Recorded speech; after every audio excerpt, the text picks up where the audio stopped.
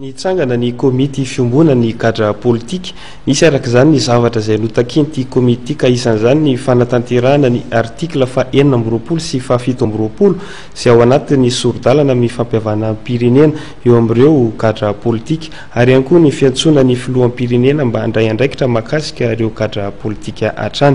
Mitondra fanazavana ary Andriamatora Kotomalala Henri na antsona ihany koa hoe Riripe.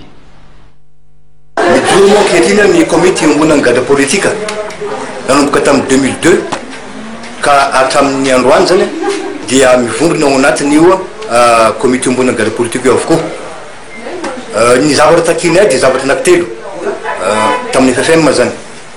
Dia voalohany indrindra dia ny fananganana faran'izay haingana an'ilay Fonds national de solidarité izay efa nikeny mpamatsy vola nikeny fitondram-panjakana mba ahafahana mampiatra an'ilay article 26 27 ao anatin'ny tongozotra mahakasika ny fanomerana ireo cadre politique zany. Faharoa dia mahakasika ny amnistie ihany koa izay raisiny resaka be deabe tao anatiny zany fiaona tamin'ny FFM zany.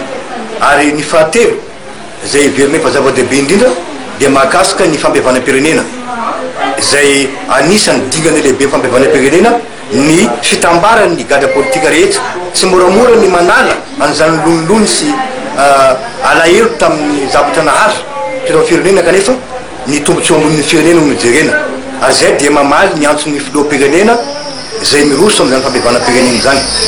Ka zay moa amin'izao fotoagna zao dia nikeny FFM ihany koa ny idiran'ny solotenanay zany cadre politique ao anatin'ny FFM iariasa amin'izy ireo amin'ny fanarahana sy fanafainganana an'ireo zavatra izay takinareo ka dia misaotra betsaka ny FFM zahay.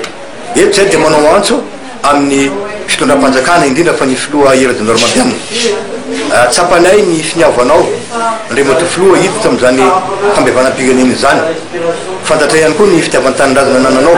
Io zany zahay cadre politique dia vonona ny hanome tanana amin'ny fanatanterahana an'izany fampiavanam-pirenena zany.